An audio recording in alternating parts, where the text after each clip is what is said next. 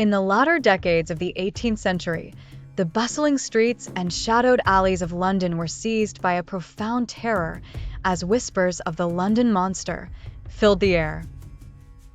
This mysterious figure, reportedly preying on women, evoked both fear and curiosity among the inhabitants of the great city. Yet, who was this ominous character, and what drove him to his ghastly deeds? The monster's attacks were marked by strange and cruel behavior. Women reported that a menacing figure would approach them, deliberately inflict wounds with a sharp instrument, and flee into the blackened night.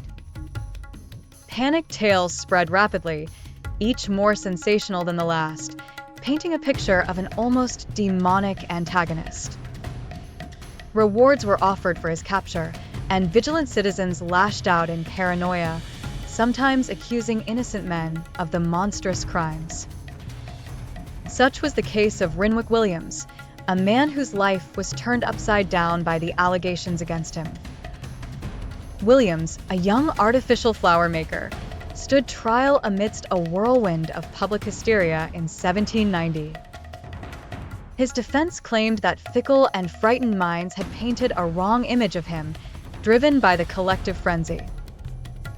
Despite inconsistent testimonies and scant evidence, Williams was convicted, compelling many to ponder if the true monster had slipped their grasp.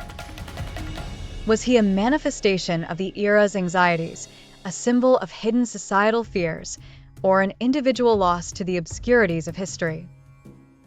The London monster became a specter haunting the collective psyche of the time, leaving a lasting mark on the chronicles of the city's darker folklore.